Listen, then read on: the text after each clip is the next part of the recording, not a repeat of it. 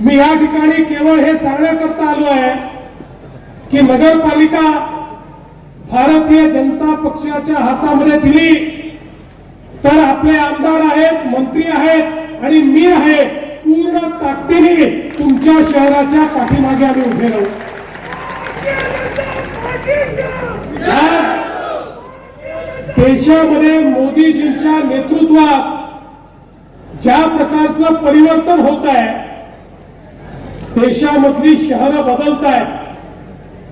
मोदीजींनी पहिल्यांदा ही भूमिका मांडली की आमच्या शहरांचाही विकास झाला पाहिजे. गावांचा विकास तर महत्वाचा आहेच, पण आमची शहरं बकाल आहेत. शहरांमध्ये त्या ठिकाणी पाण्याची व्यवस्था असेल, कचऱ्याचा निचरा असेल, गटारीची व्यवस्था असेल, त्या ठिकाणी रोजगाराची समस्या असेल, वेगवेगळ्या प्रकारे आरोग्याची सेवा असेल, शिक्षणाची व्यवस्था असेल, निवाराची व्यवस्था असेल, अशा सगळ्या गोष्टी या शहरामध्ये उपलब्ध झाल्या पाहिजेत.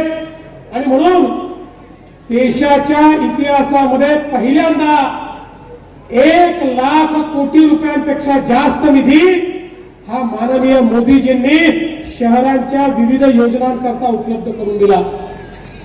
छोट्यातल्या छोट्या शहरात चांगलं रस्ते, चांगल्या गटारी, पिण्याच्या पाण्याची योजना, गरिबांकरता घरं, झोपडपट्टी वासियांकरता मालकी हक्काचे पट्टे, या सगळ्या गोष्टी या मोदीजींच्या योजनेतनं आज देशभरामध्ये आणि राज्यभरामध्ये होत आहेत.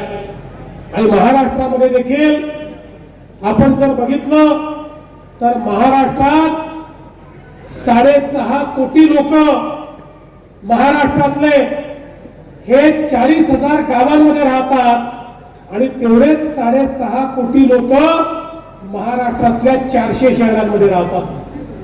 अर्धी लोकसंख्या ही केवळ या ठिकाणी शहादा सारख्या 400 शहरांमध्ये राहते. या 400 शहरांमध्ये जर लोकांचा जीवनमान आपण उंच केलं, लोकांना अन्न, वस्त्र, निवारा, शिक्षण, आरोग्य, रोजगाराच्या सोयी दिल्या, तर अर्धा महाराष्ट्र आपण बदलू शकतो आणि लोकांचं जीवन देखील आपण बदलू शकतो.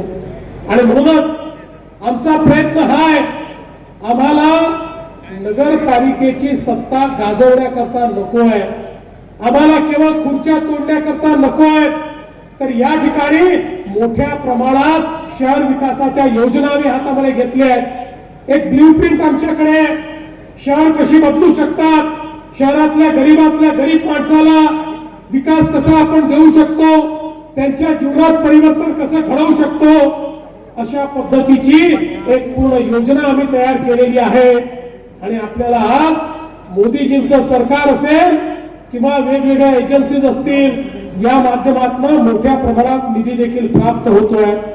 मी खरं म्हणजे आपले आमदार राजेश पाडवी यांचे अभिनंदन करेन की राजेशजींनी सातत्याने योजनांचा पाठपुरावा केला आणि म्हणूनच आज 213 कोटी रुपयाची भुयारी गटार योजना ही मंत्रालयामध्ये त्या ठिकाणी पोहोचलेली आहे.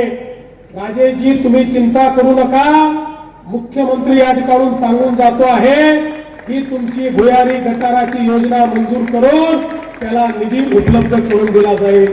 आणि एवढंच नाही तर केंद्र सरकारच्या मदतीनं तुमची 79 कोटी रुपयाची वाढीव पाणी पुरवठा योजना आहे, तीही अंतिम टप्प्यामध्ये आहे, त्याला ही पूर्ण निधी हा उपलब्ध करून देण्यात येईल. आज खरं म्हणजे आपल्याला कल्पना आहे की विशेषतः अतिक्रमित जी लोक आहेत यांचा एक मोठा प्रश्न निर्माण झालेला आहे. घरं आहेत पण पट्ट्यावर अतिक्रमण असल्यामुळे त्या ठिकाणी अडचणी आहेत, पट्टे मिळू शकत नाही.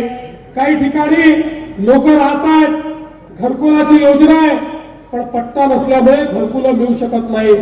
मला सांगताना आनंद वाटतो, नुकताच आपल्या सरकारने एक शासन निर्णय घेतला आहे आणि या निर्णयाच्या अंतर्गत आपण सगळ्या अतिक्रमणधारी ज्यांची घरं आहेत त्यांना मालकी हक्काचा पट्टा देण्याचा निर्णय आपण केलेला आहे. त्यामुळे ही आता अतिक्रमण आपण नियमित करू आणि ज्यांची अतिक्रमण नियमित होतील त्यांचं घर जर कच्चं असेल तर त्यांना पक्कं घर बांधण्याकरता देखील 2.5 लाख रुपये निधी हा राज्य सरकार आणि केंद्र सरकार मिळून या ठिकाणी देणार आहे. सगळ्या